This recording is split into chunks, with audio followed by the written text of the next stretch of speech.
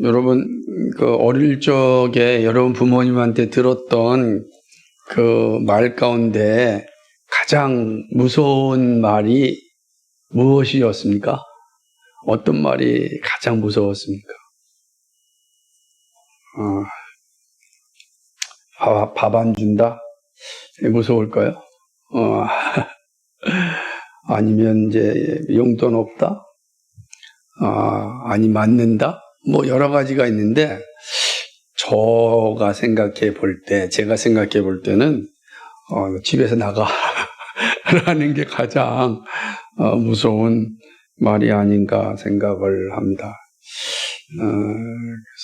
그래서 하여튼 이걸 좀 썼던 적도 있고 그런 모습을 좀 보게 됩니다. 그래서 이런 말 들으면 이제 어린 시간에는 막 엉엉 울죠. 살려달라고. 두 번 다시 그러지 않겠습니다. 라고 이제 막 이렇게 울고 용서를 빕니다. 그런데 재밌는 거는 조금 시간이 지나서 어른이 되면 나이가 좀 들면 이런 말을 들어도 이제 무서워하지 않습니다. 왜냐하면 일단 부모님이 결코 자신을 내어쫓지 않을 것이다 라고 하는 그런 이제 믿음이 이제 생기는 것입니다. 또 두 번째로는 나가도 무서울 게 없는 겁니다. 뭐 없으면 다른 친구네 집 가면 자지 뭐 이런 생각을 갖게 되기도 합니다. 그래서 이제 집에서 나가라고 하는 말에 이제 엉엉 울지는 않습니다. 하지만 이게 진정으로 만약에 버림을 받는다면 어떨까, 그죠? 그럼 상황이 달라질 것입니다. 하나님의 사람, 하나님의 선택된 백성이었던 이스라엘이 하나님으로부터 버림을 받습니다. 호세아서 8장 마지막 절에 있는 것처럼 한번 읽어볼까요? 8장 우리 14절 시작. 이스라엘은 자기를 지으신 이를 잊어버리고 왕궁들을 세웠습니다. 유다는 견고한 성을 많이 쌓았으나 내가 그 성읍들을 불을 보내어 그 성들을 삼키게 하라. 그러니까 이스라엘의 성들이 다 불타서 폐허가 된다. 그러니까 하나님께 버림받는다 라는 것을 의미하지 않습니까? 이미 하나님은 자기를 낳아준 자를 잊어버리고 화려한 궁정에 살고 있는 이스라엘을 향하여서 내가 그 화려한 궁전을 폐허가 되게 할 것이다 이렇게 말씀하셨습니다. 그리고 내가 너희를 애굽으로 돌려보낼 것이다 라고 이야기를 합니다. 실제적인 애굽으로 가는 것도 있지만 그들의 애굽에 살던 상황이 가장 처참하였던 비참한 생활이니까 그런 비참한 생활로 돌아가게 할 것이다 이렇게 이제 말씀하는 것입니다. 아마 이 말씀을 선지자로부터 들었을 때 이스라엘 백성들의 상태가 어떻겠습니까? 왜냐하면 지금 우리가 기억할 때 이 말씀을 듣고 있는 상황이 어떤 때죠? 여로보암 2세 때, 아직 가장 경제적으로 부강한 때, 누가 보아도 자신의 미래가 아주 아름답게 펼쳐질 것 같은 그런 장밋빛 환상을 가지고 있을 때 갑자기 그 모든 장밋빛이 잿빛이 될 것이다 이렇게 말씀하는 겁니다. 너희의 꿈이 다 사라질 것이다. 그랬을 때 그걸 들었던 사람들은 기분은 결코 유쾌하지 않았을 겁니다.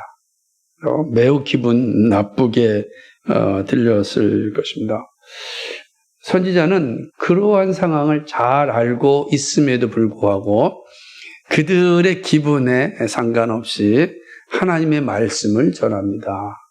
너희들이 하나님의 말씀 가운데 서 있지 아니하면 폐허가 될 것이고 너희 인생 자체가 다 기대하였던 삶이 너희에게 주어지지 않을 것이다. 이렇게 이제 말씀하고 있습니다. 이런 말씀이 계속해서 이제 반복하여 주는 게 선지자들의 이제 사명이었습니다. 그러면 이런 말씀을 전할 때 백성들이 선지자들을 향하여 어떤 태도를 취하겠습니까? 감사합니다. 훌륭합니다. 이런 태도를 취하겠습니까? 아니면 미쳤구나. 지금이 이렇게 좋은 시대인데 무슨 지금 망한다고 얘기하느냐? 너가 정말 정신이 없구나. 라고 말할까? 아마 후자이겠죠. 왜냐하면 지금 잘 나가고 있는 시대이니까. 그런 상황들을 생각해 보면서 오늘 말씀을 좀 들어야 된다고 생각합니다. 오늘 선지자가 전한 말씀을 좀 살펴보겠습니다. 선지자는 이스라엘을 향하여 이렇게 얘기합니다. 오늘 9장은 아주 독특하게 시작을 하는데, 이스라엘아 너는 이방 사람처럼 기뻐 뛰놀지 말라, 이렇게 말씀하는 거예요. 그죠? 이방 사람들처럼 기뻐 뛰놀지 말라. 왜 그럴까요? 무슨 말일까요? 왜 이방 사람처럼 기뻐 뛰놀지 말라라고 하였을까? 그래서 오늘 말씀 하나하나가 이제 그 당시의 이 문화와 또 배경과 를 좀 이해를 해야만 9장은 좀 잘 이해할 수가 있습니다. 이방 사람들이 언제 뛰놀며 이렇게 기뻐할까? 이건 기뻐 뛰논다는 건 춤춘다는 거거든요. 축제를 벌인다는 겁니다. 근데 이방 사람들이 언제 가장 기뻐하고 춤추는가? 그건 추수 때죠. 그러니까 이 자신들이 씨를 뿌려서 얻은 그 추수물을 얻을 때 그들은 이제 막 기뻐 뛰놉니다. 근데 여기서 이방 사람처럼 기뻐 뛰놀지 말라라고 했다면 모든 사람도 추수를 하면 기쁘고 즐겁죠. 안 그렇겠어요? 이스라엘도 기뻐하고 즐겁죠. 근데 이방처럼이라고 하는 것은 이방인들은 그 추수의 날에 이방인들은 향하는 행위가 뭐냐면 이 모든 풍요를 주신 그 신인 바알과 다곤 신상 앞에서 이제 춤추며 축제를 벌였습니다. 그러니까 이제 이 말은 뭐죠? 이스라엘 백성들을 향하여 너희는 그렇게 하면 안 된다라고 하는 거예요. 이스라엘 백성들도 동일하게 추수하고 그리고 그 기쁨과 즐거움을 만끽할 수 있는데 적어도 누구처럼 해서는 안 된다는 거예요. 이방 사람들처럼 해서는 안 된다. 이 풍요를 가져다 주신 분이 하나님이지 바알과 다곤이 아니다. 이렇게 이제 이야기하는 것이죠. 그런데 문제는 어떻게 됐습니까? 네가 음행하여 내 하나님을 떠나고 각 타작마당에서 음행의 값을 좋아하였다. 이렇게 이제 말씀하고 있는 것입니다. 무슨 말이겠어요? 음행하였다. 성경 계속해서 이 선지서에서 얘기했던 음행, 그죠? 행음, 이거는 다 우상숭배를 얘기하는 거잖아요. 그러니까 무슨 말? 이스라엘 백성들이 지금 이방인처럼 하지 말아야 되는데 이방인처럼 지금 행하고 있다는 거예요. 하나님을 떠나서 이방인들과 같이 바알과 다곤을 섬기는 그런 자리에 있다라고 하는 것이죠. 그러니까 이 모든 것이 하나님이 주신 선물이다라고 하는 것을 이제 잃어버리자 그들에게서 나타나는 행동은 그렇다면 이 놀라운 풍요가 어디서 왔느냐 보니까 이방인들은 바알과 다곤이 줬다. 그렇게 생각하는 거예요.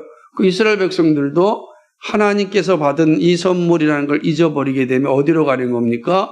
바로 바알과 다곤으로 가는 거죠. 오늘 우리들이 마찬가지예요.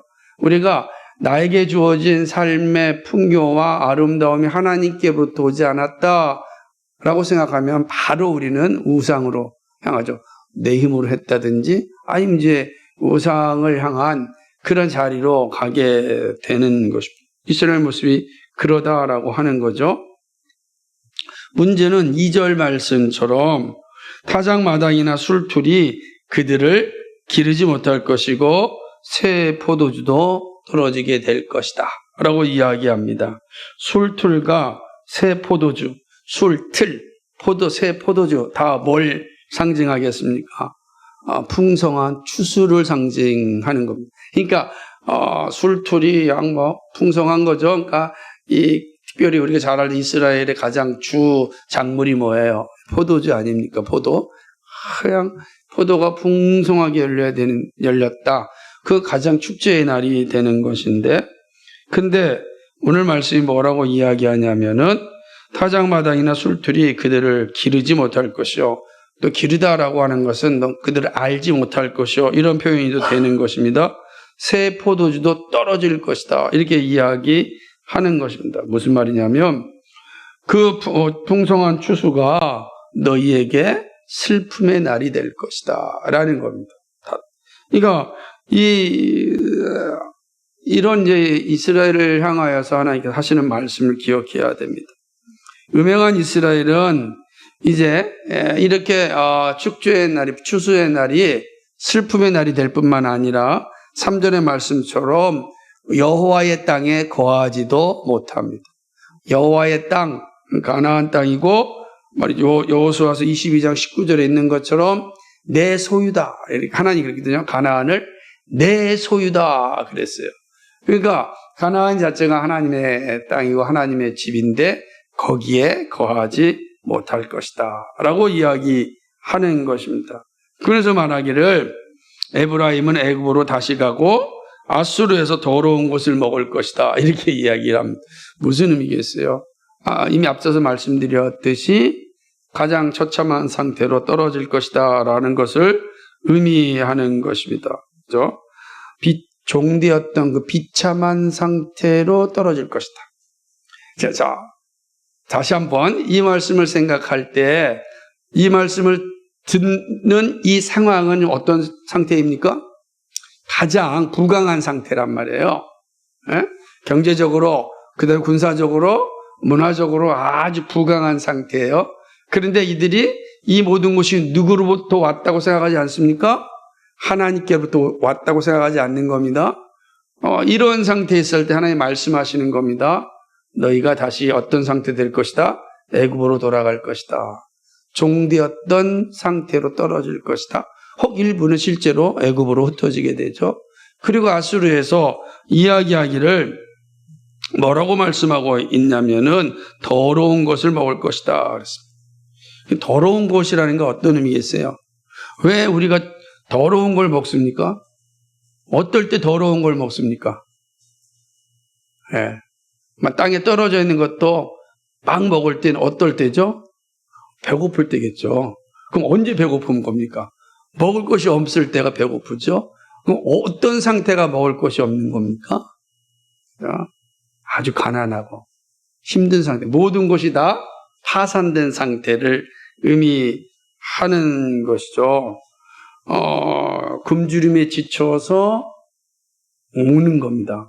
근데 여기서 더러운 것은 그럼 더럽다라고 하는 의미는 물리적으로 더럽다는 걸까요? 아니면 율법적으로 더럽다는 걸까요?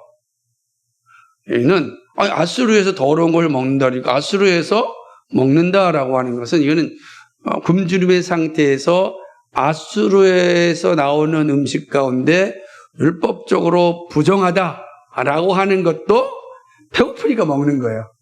그러니까 율법적으로 부정한 그 더러운 것을 이스라엘 백성들이 먹게 될 것이다. 자, 부강할 때는 더러운 걸 먹지 않죠. 율법적으로 왜 얼마든지 먹을 게 많은데 왜 더러운 율법적으로 부정하다고 한 것을 먹을 수 있겠습니까? 그 먹지 않아요. 그런데 이들이 심판을 받아 이제 아수르의 포로가 되었을 때 그들에게 나타나는 모습 가운데 하나가 무엇이냐면 율법으로 부정하다라는 것도 먹는 거예요. 왜? 배고프니까. 배고파 죽는 것보다 낫잖아요. 그런 것입니다. 사람이요, 먹지 못하면 막 온몸이 떱니다. 그런 눈에 아무것도 안 보여요. 먹은 것만 보니 이게 옳으냐 그러냐 판단을 하지 않아. 일단 먹습니다. 저는 가끔씩 그런 경험을 합니다. 당이 딱 떨어지게 되면 앞에 있는 음식에 대하여서 이게 옳으냐 그러냐 판단하지 않고 일단 집어넣어서 빨리 충전을 시켜야겠다라는 생각이 앞서는 거예요. 이건 안 됩니다. 이건 됩니다. 이게 의미가 없어져요. 판단 정지가 되고 일단 먹어서 당을 충전시켜야 된다라는 생각을 갖게 돼요. 종종 그 경험합니다. 이스라엘 백성들의 상황이 그렇게 되었다. 아수르에 가서 율법적으로 부정하냐 부정하지 않느냐가 중요하지 않는가. 지금 굶주림의 허덕이니까 먹게 되는 그러니까 얼마나 비참한 상태로 떨어졌다라는 것을 지금 다 말씀하고 있는 이스라엘이 이렇게 비참한 상태에 떨어졌다라고 하는 것입니다. 이런 장면을 잘 말씀하는 게 에스겔서 4장 13절에서 15절 말씀 찾아보시겠어요? 에스겔서 4장 13절과 15절의 말씀을 보면 이 선지자 호세아 선지자가 하셨던 말씀을 에스겔 선지자가 잘 표현하고 있는데 그걸 한번 찾아볼 수 있을 것입니다. 찾으셨어요? 에스겔서 4장 13절 15절 같이 읽겠습니다. 시작.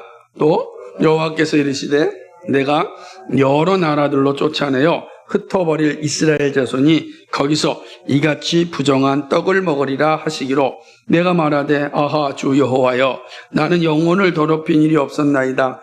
어려서부터 지금까지 스스로 죽은 것이나 짐승에게 찢긴 것을 먹지 아니하였고 가증한 고기를 입에 넣지 아니하였나이다.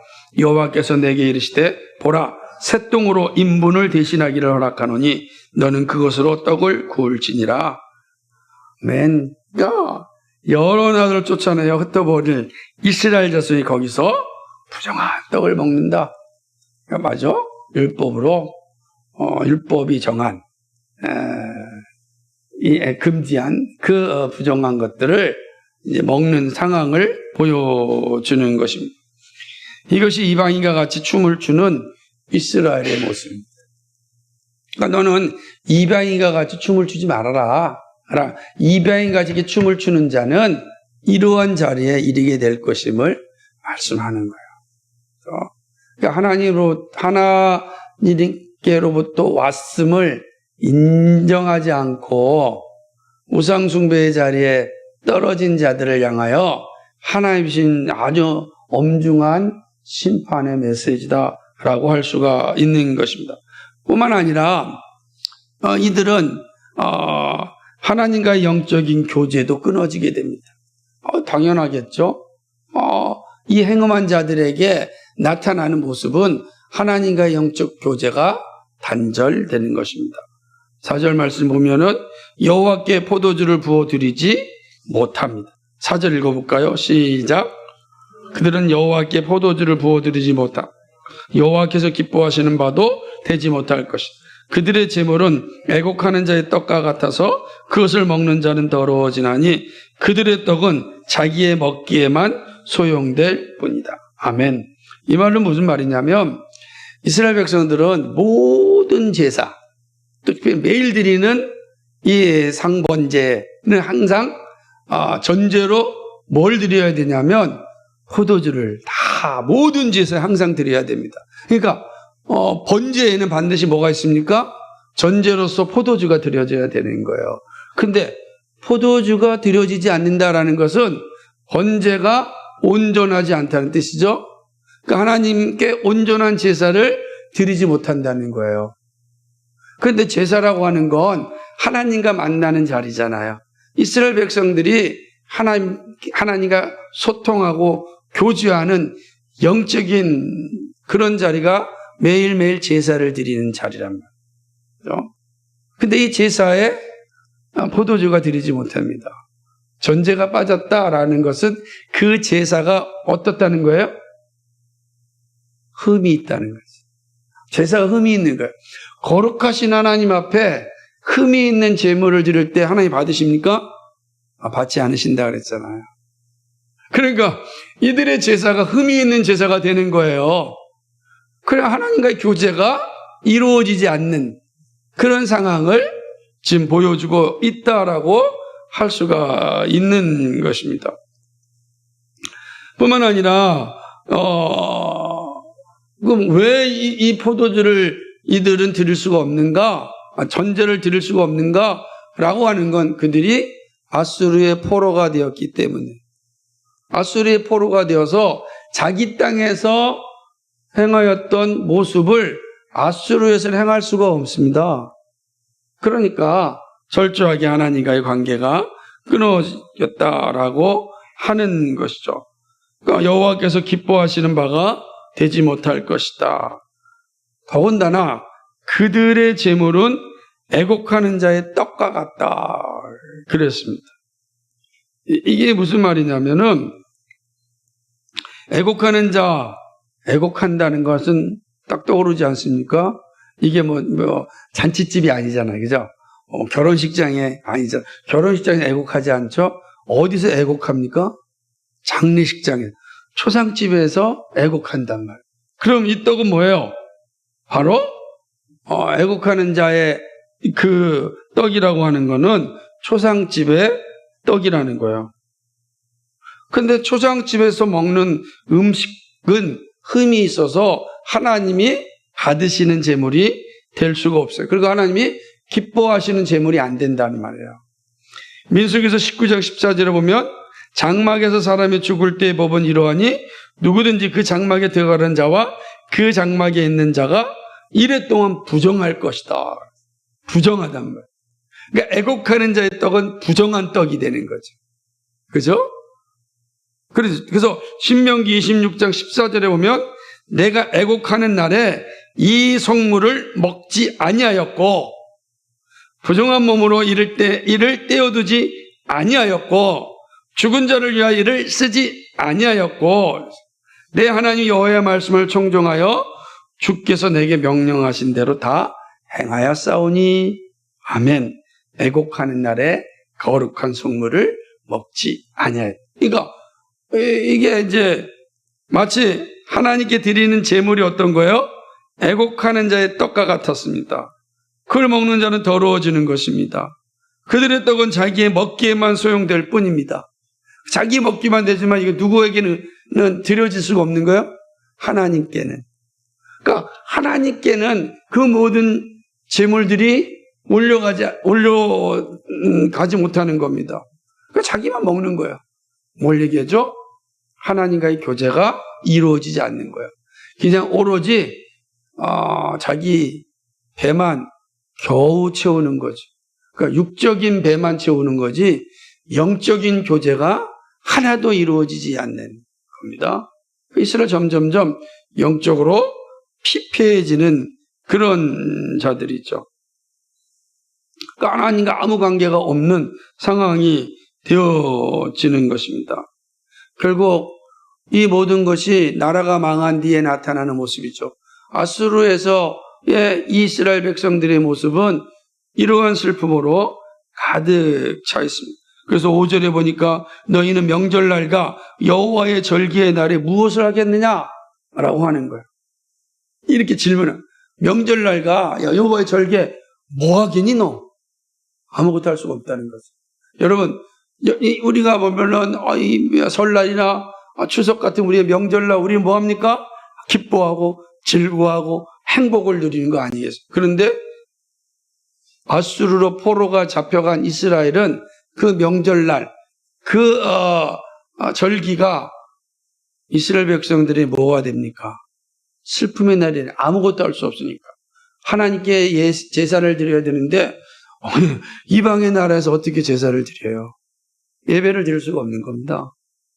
그러니 그 절기가 그들에게 아무 의미가 없는 거예요. 6월절이 그들에게 아무 의미가 없어요. 6월절 어디로 와야 돼요? 6월절날 이스라엘 백성들이 어디로 와야 됩니까? 예루살렘으로 가야 되는데 나라가 망했다니까요. 아수르에 있다니까. 6월절 날이 왔어요. 그들이 할 수 있는 거 아무것도 없는 거예요. 얼마나 슬픈 일이겠습니까? 여러분 주일날 우리가 교회로 모여야 되는데 모일 수 없는 상황이 된다면 어떻게 되겠습니까? 이렇게 되는 거예요. 그런 상황들을 지금 이야기하고 있는 것입니다. 그렇죠? 너희는 명절날과 여호와의 절에 무엇을 하겠느냐라고 하죠. 하나님은 이 질문에 대해 6절에서 답을 합니다. 같이 읽겠습니다. 시작. 보라, 그들이 멸망을 피하여 갈지라도 애굽은 그들을 모으고 노은 그들을 장사하리니 그들의 은은 귀한 것이나 찔레가 덮을 것이요 그들의 장막 안에는 가시덩굴이 퍼지리라. 멸망한 일부의 이스라엘 사람들은 애굽으로 피신할 겁니다. 그죠? 멸망을 피하여 갈지라도 어디로 가죠? 애굽으로 갈 겁니다. 그러나 노은 그들을 장사할 겁니다. 그러니까 이스라엘 백성들이 애굽으로 피하여 갔어요. 근데 애굽에서 피해온 이스라엘 백성들을 받아줬는데 잠시 후에 그들을 뭐예요? 사고 판다는 거야. 장사할 것이다. 야, 얼마나 끔찍합니까? 노예가 되는 거 아니겠어요? 그죠? 이스라엘 백성이 그렇게 된다는 겁니다. 여기서 놉은 고대 애굽의 도시인 멤피스를 이제 의미하는 멤피스. 고대의 가장 큰 도시 가운데, 수도 가운데 하나예요. 그러니까 여기에 이스라엘 백성들이 모일 건데 거기서 잠시 후에 이스라엘 백성들이 어떻게 된다고요? 장사의 대상이 된다. 더군다나 은은 귀한 것이나 찔레가 덮을 겁니다. 은은 정말 귀하잖아요. 근데 찔레가 그걸 다 덮어버렸어요. 가시가 있는 찔레가 덮었으니 은은 쓸 수가 없는 것입니다. 그들의 장막에는 가시덩불이 터집니다. 어떤 의미겠어요? 이스라엘이 완전히 폐허가 되었습니다. 더 이상 이스라엘 백성들은 저 애굽으로 피신하여 거기에서 장사 대상이 되었 뿐만 아니라 이스라엘 자체는 완전히 뭐가 됐다? 폐허가 되어서 가시덩불로 덮어버리고 말. 여러분 잘 보셔야 돼요. 하나님의 말씀을 떠나고 그리고 마치 이방 사람들처럼 기뻐하며 뛰놀고 행음하는 자에게 하나님이 주시는 심판을 잘 들어야 되는 것입니다. 선지자는 이스라엘의 어리석음을 더욱 분명하게 지적합니다. 7절은 이스라엘의 임한 형벌을 말씀하는데 아주 무서운 말이에요. 같이 읽어볼까요? 시작. 형벌의 날이 이르렀고 보응의 날이 온 것을 이스라엘이 알지라. 선지자가 어리석었고 신에 감동하는 자가 미쳤나니 이는 뇌의 죄악이 많고 뇌의 원한이 금이니라. 아멘. 형벌의 날이 이르렀다. 보응의 날이 왔다. 이스라엘 알아라. 지금 형벌의 날이 왔고 보응의 날이 왔다. 이걸 누가 얘기했어요? 선지자가 이야기하였습니다. 선지자가 이렇게 했어요. 그런데 이스라엘이 그 선지자를 향하여 무엇이라고 이야기하냐면 어리석었고 미쳤구나. 이렇게 얘기한다. 여로보암 2세 때에 그들이 가장 잘 나가는 시대 때 부와 권력을 가지고 있고 하나님 없이도 살 수 있다고 하는 이 시대에 선지자가 이야기합니다. 이 땅이 폐허가 될 것이다. 라고 선언하는 것입니다. 그 얘기하는 겁니다. 하나님의 심판이 너에게 임한다. 정신 차려라. 하나님께서 너희가 행한 죄에 대해서 보응하실 것이다. 정신 차려라. 라고 선언하였을 때 이스라엘 백성들이 어떻게 반응하였냐면 미쳤구나 너 지금. 야 지금 우리의 상황을 봐라. 우리가 얼마나 잘 살고 있는데 우리가 지금 전 세계에 맹주야. 누구도 우리를 넘보지 못하고 있어. 이방 나라들이 우리를 넘보지 못하고 있다고. 그런데 지금 우리가 폐허가 된다고? 미쳤구나. 그렇게 얘기해요. 그러니까 선지자가 얘기하면 내가 이렇게 얘기하니까 너희가 나를 향하여 거짓 예언을 한다 라고 하는 것입니다.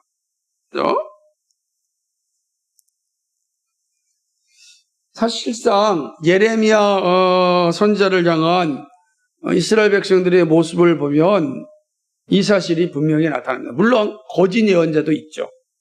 그러나 오늘 본문에서는 거짓 예언자를 말하는 것이 아니라 하나님의 말씀을 바르게 전하는 선지자를 향하여 이스라엘 백성들이 미쳤다라고 이야기하는 장면입니다. 한번 읽어볼까요? 우리 예레미야서 29장 26절과 27절 예레미야서 보겠습니다. 29장 26절에서 27절 말씀을 함께 보겠습니다.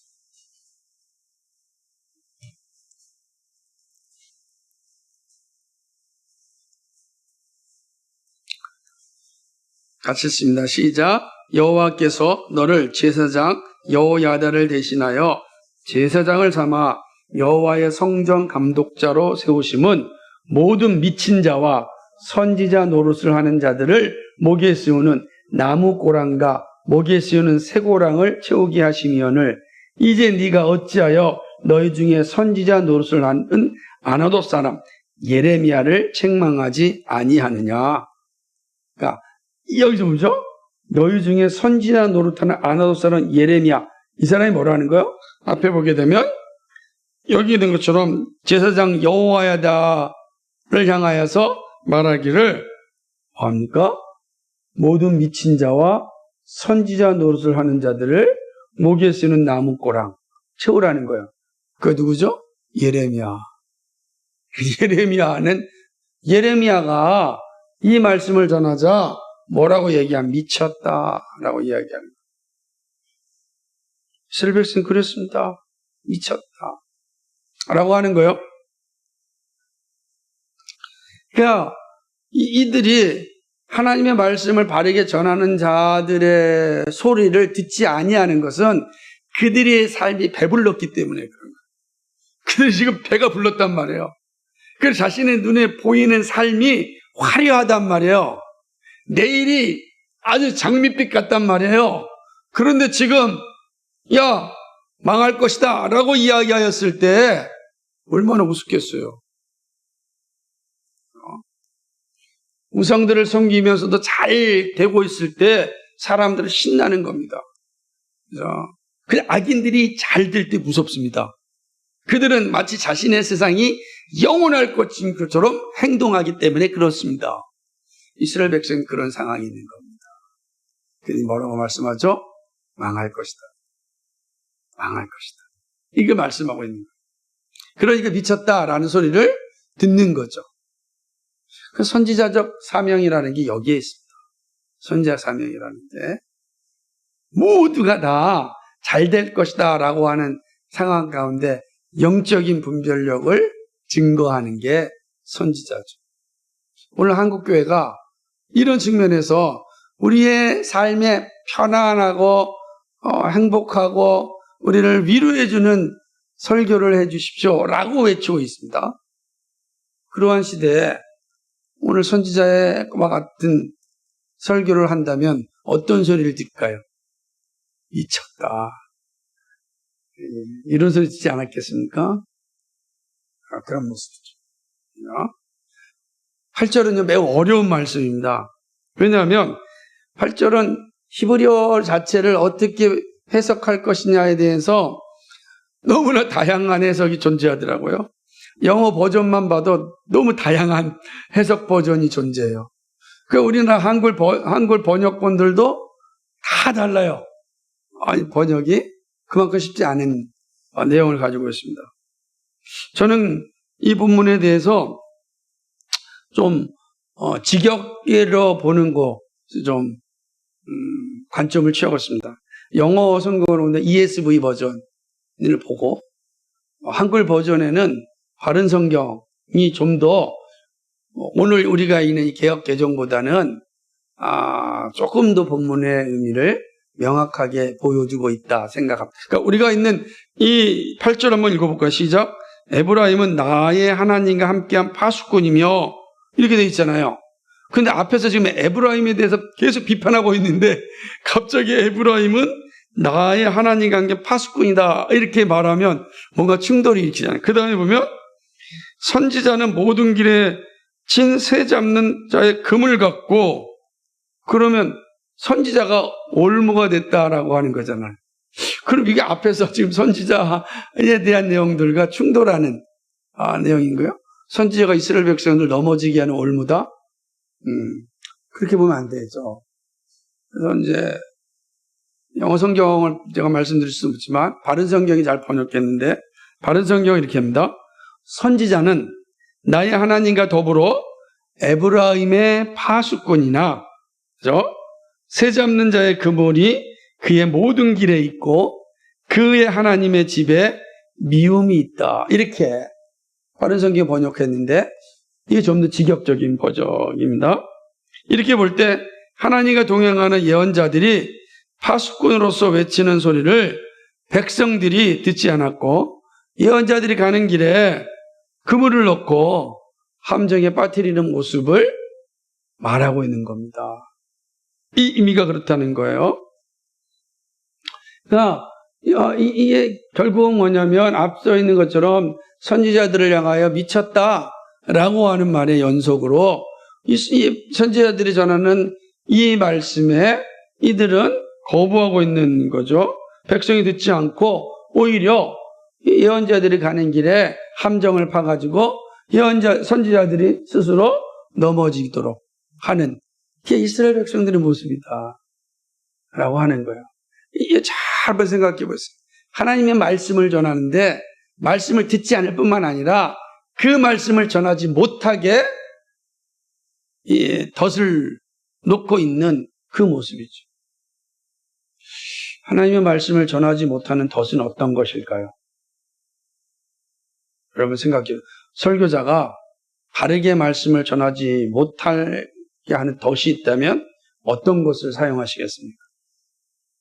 어떤 것을 하면 설교자가 더 이상 하나님의 말씀을 전하지 않을까요? 여러분 잘 생각해 보세요. 바울은 우리에게 좀 안식의 설교를 해 주십시오. 더 이상 죄를 지적하는 설교를 좀 멈춰 주십시오. 사는 게 얼마나 힘든데 우리에게 있어서 정말로 평안의 복음을 좀 전해주시면 안 되겠습니까? 그걸 계속 강조하면 더 이상 이제 설교자는 성경이 말씀하시는 설교를 할 수가 없는 거죠. 그리고 이런들 어떠하리 저런들 어떠하리 하면서 서로의 위안을 주고 불편하게 향하지 않고 함께 죽음의 길로 가는 거. 복음을 전하지 못해. 이런 게 바로 덫과 같은 거예요. 선지자 대표에 놓인 덫이 그런 것 아니겠습니까? 그리고 그의 삶을 풍요롭게 해주면서 얼마든지 노예로 만들려고 하는 모습들. 이런 것들이 덫이라고 할 수가 있는 겁니다. 이제 9절에서 호세아는 이스라엘의 이 죄를 강력하게 지적하는데 지금 이스라엘의 죄가 어떠냐? 이렇게 얘기합니다. 그들은 기브아의 시대와 같이 심히 부패하였다 라고 이야기합니다. 기브아의 시대. 이게 사사기에 있는 말씀이에요. 사사기 19장 22절부터 30절까지 20장 46절에서 48절까지가 이 베냐민 기브아 시대의 이야기, 사사기 얘기인데 기브아 사건은 뭐냐면 자신들의 성읍에 들어온 네 사람을 아주 성적으로 파괴시킨 사건입니다. 첩도 아주 끔찍하게 죽인 사건. 이로 인해서 베냐민 지파는 전멸되고 600명 정도밖에 살지 않았습니다. 그게 이제 기브아 시대의 모습이에요. 꼭 읽어보십시오. 우리가 지금 또 말씀을 보면서도 듣고 있지 않습니까? 근데 지금 이스라엘을 향하여 말하기를 바로 그런 기브아 시대의 모습과 같이 부패하였다라고 이야기하는 거예요. 어느 시대를요? 여로보암 2세. 가장 부강하고 가장 군사력으로 강력한 시대. 모든 사람들이 행복하다라고 말하고 있는 시대를 향하여 기브아 시대와 같이 부패하였다라고 이야기합니다. 아주 끔찍한 얘기죠.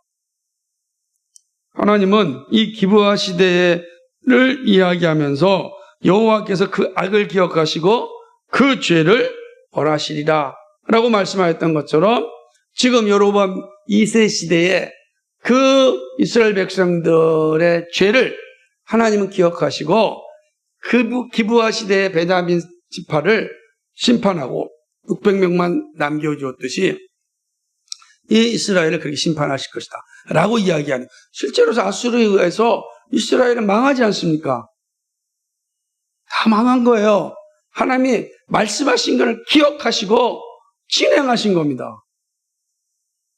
이게 오늘 말씀. 그러니까 오늘 말씀은 되게 이제 좀 어렵기 때문에 제가 한 절 한 절 잘 이렇게 말씀드렸습니다. 이 말씀을 잘 기억하는 게 중요합니다. 왜 하나님께서 이스라엘을 향하여 이렇게 말씀하십니까? 결국 하나님께서 이스라엘에 지금 행하고 있는 모습들이 그들이 스스로 이 심판의 자리에 떨어지게 하고 있음을 말씀하는 겁니다. 근데 항상 우리가 호세아의 말씀을 들을 때 배경을 기억해야 된다. 이걸 들으면서 이게 정말 타락한 시대에 준 것이 아니고 아주 폐허가 된 시대에 주는 것이 아니라 가장 잘 나가고 있는 시대에 주었다. 그럼 오늘 우리에게 주는 교훈이 분명하지 않겠습니까? 하나님께서 우리에게 주시고자 하신 말씀이 무엇이겠습니까? 명확한 건요, 이런 겁니다. 우리가 하나님의 말씀으로 은혜를 받을 때 더욱더 겸손하게 말씀에 순종해야 된다는 겁니다. 그러지 아니하면은 우리가 잘 나갈 때 교만이 우리를 무너지게 만드는 겁니다. 패망의 길로 이르게 되는 거죠. 그래서 교만은 넘어지면 앞잡이잖아요. 패망의 길잡이가 된다. 그러니까 우리의 믿음의 자리에 있을 때 정말로 삶의 풍요로움이 우리를 지배할 때 더 기도해야 되는 거예요. 더 기도해야 된다. 근데 우리가 실제로 우리의 삶 속에서 조금 잘 나가고 또 일들이 잘 풀려지고 또 집도 좀 좋아지고 승진도 좀 하고 그러면 기도하지 않고 이것이 바로 내가 행한 것이다 라고 하는 자기 자만, 자기 교만의 우상에 빠지게 많은 겁니다. 그 우리가 하나님 앞에 발음될 때 오늘 말씀을 잘 기억하면서 여로보암 2세 때 호세아 선지자가 말씀하는 것은 지금 너희가 잘 나갈 때 겸손해라. 이 말씀, 잘 나갈 때 말씀에 순종해라. 이 얘기하는 겁니다. 목사님, 저는 아직 잘 나가지도 못하고 있습니다.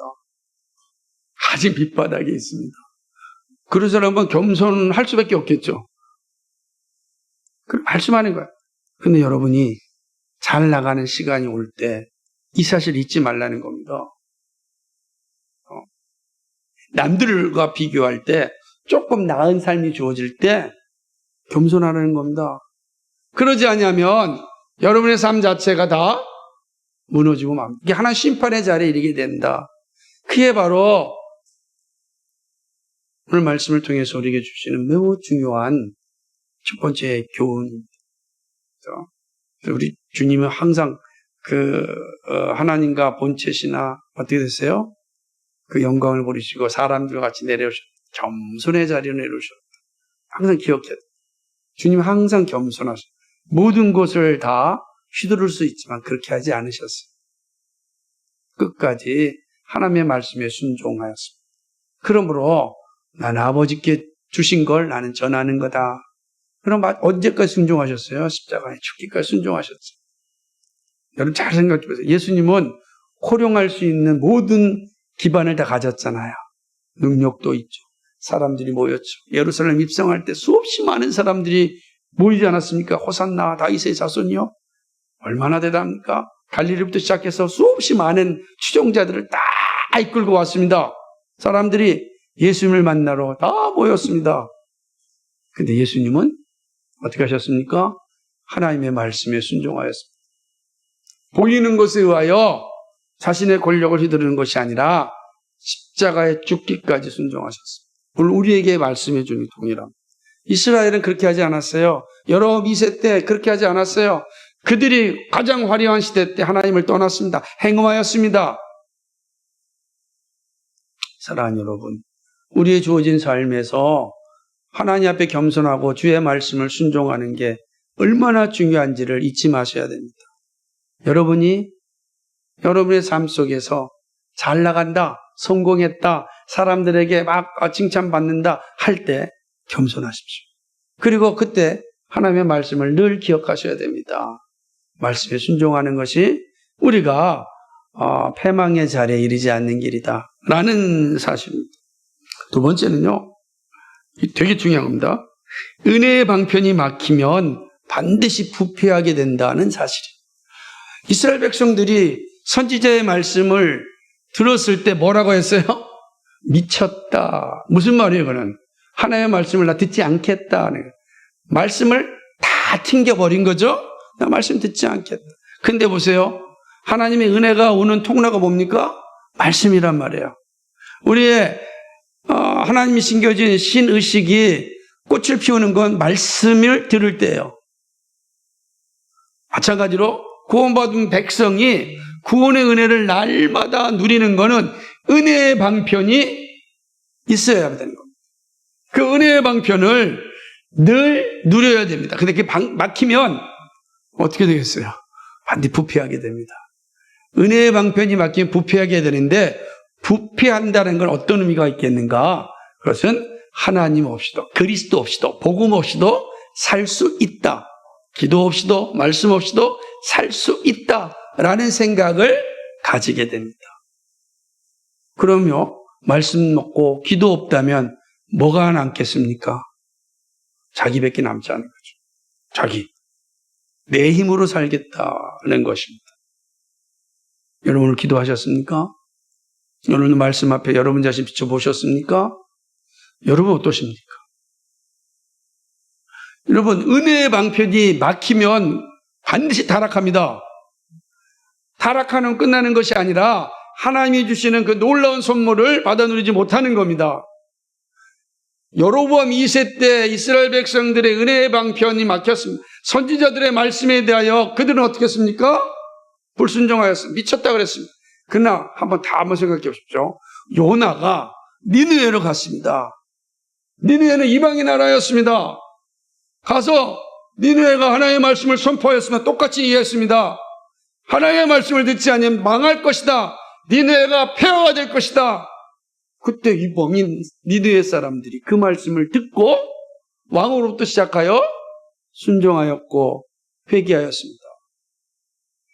니느웨가 회복된 역사가 일어났습니다. 하나님의 심판이 임하지 않았습니다. 은혜의 방편 앞에 있을 때 망하지 않습니다. 은혜의 방편을 소유한 자들은 부패하지 않고 겸손합니다. 여로보암 2세 때 이스라엘 백성들이 선지자의 말씀들, 호세아의 말씀, 예레미야의 선지자의 말씀을 들었다고 한다면 그들은 끔찍한 자리에 이르지 않았습니다. 듣지 않았어요. 그러므로 패망하는 자리에 이르게 되었습니다. 예수 그리스도께서 오셔서 우리에게 복음을 증거하였습니다. 복음을 들으라, 복음을 선포하였습니다. 복음을 듣는 자에게는 구원의 역사가 일어나고 하나님 나라의 백성으로서 살아갈 수 있는 힘을 공급받습니다. 그러나 그 은혜의 방편을 듣지 아니하면 예수 믿는 사람이라 교회 거듭난 백성이라 할지라도 부패하게 됩니다. 영적인 즐거움과 만족을 누리지 못하게 된다라는 사실입니다. 이것이 오늘 이 말씀을 통해서 깊이 묵상하고 생각해야 됩니다. 나는 은혜의 방편이 막혀 있는가? 아니 나는 은혜의 방편에 열려 있는가? 여러분 어떻습니까? 늘 은혜의 방편이 열려 있습니까? 말씀과 기도가 여러분의 삶을 인도하십니까? 나는 그 말씀 앞에 늘 살아가고 있습니까? 기도의 자리에 서서 주의 뜻을 알고자 하는 몸부림이 있습니까? 내가 사는 길이 어디에 있는지 잊지 마시기 바랍니다. 마지막 세 번째로는 종말의 심판을 기억해야 합니다. 우리는 이 말씀을 통해서 생각할 것은 종말의 심판이 있습니다. 당장 심판이 이루어지지 않는다고 해서 영원히 심판이 없을 거라고 생각하시면 안 됩니다. 종말의 심판이 우리에게 그걸 보여주는 거예요. 기부와 시대와 같이 심히 부패한지라 하나님께서 그 악을 기억하시고 그 죄를 멸하시리라. 우리가 요한계시록의 말씀을 인용하지 않는다 할지라도 다 우리는 어린 양 앞에 서서 마지막 심판을 받게 될 겁니다. 그러므로 종말의 심판을 기억하며 오늘을 살아가야 되는 겁니다. 하나님께서 그 죄를 멸하시고 기억하시고. 여러분 왜 이렇게 하냐면 지금 여로보암 2세 때 입장에서 보면은 저 기브아 시대는 정말 까마득한 옛날이잖아요. 그렇죠? 그 하나님께서 그 까마득한 기브아 시대의 죄를 기억하신다. 무서운 거예요. 그리고 기브아 시대를 비롯하여 지금 여로보암 시대를 향하여 심판하시는 거예요. 동일하게 얘기합니다. 그 악을 기억하신다. 오늘 우리의 죄도 하나님 마지막 종말에 모든 것이 드러납니다. 그럼 우리가 할 일이 뭐겠습니까? 여러분 그 죄를 가지고 살면 안 되지 않습니까? 우리의 죄는 늘 그리스도 십자가 앞으로 가져가서 내려놓고 회개하고 그리스도께서 긍휼히 여겨주시는 은혜를 누려야 됩니다. 그것이 마지막 심판의 자리에 이르는 것이 아니라 은혜의 자리에 이르게 되는 겁니다. 마지막. 그러나 이 세상 사람들은 그 사실을 알지 못하니까 오늘도 말씀하는 거예요. 우리에게도 마찬가지다. 종말의 심판이 있다. 그러나 그 심판이 우리에게 영광의 날이 되어야 되지 않겠습니까? 그것은 오늘 하나님 앞에 늘 나와 우리의 죄를 내려놓고 회개하는 겁니다. 죄를 회개하는 자, 그 종말의 날은 심판의 날이 아니라 영광의 날이 될 겁니다. 여러분에게 있어서 그 영광의 날이 임하기를 주님의 이름으로 간절히 축복합니다. 기도하겠습니다. 거룩하시고 자비하신 하나님 아버지, 참 고맙고 감사를 드립니다. 오늘 우리에게 주신 이 호세아 9장의 말씀을 통하여서 우리에게 들려주시는 말씀을 살펴보았습니다. 하나님 아버지, 정말로 간절히 간구하는 것은 우리가 언제든지 어떠한 상황이 있든지 정말 말씀 앞에 또 순종할 수 있는 자, 겸손히 내려놓을 수 있는 자 되게 하여 주옵소서. 특별히 우리가 잘 나간다고 할 때, 우리가 세상에서 성공이라고 하는 그런 이름을 듣는다고 할 때 정신 바짝 차리고 더욱더 겸손의 자리에 서게 하시고 하나님 어떠한 순간에도 은혜의 방편에 막히는 자 되지 않도록 도와주옵소서. 은혜의 방편에서 열려있는 자 되도록 주여 역사하여 주시고 인도하여 주옵소서. 하나님, 우리는 오늘을 살지만 종말을 향하여 사는 것입니다. 오늘의 일은 바로 종말론적인 삶입니다. 그러므로 종말론적 심판을 기억하면서 오늘 믿음의 자리에 설 수 있도록 인도하여 주옵소서. 감사합니다. 예수 그리스도의 이름 받들어 기도하옵나이다. 아멘.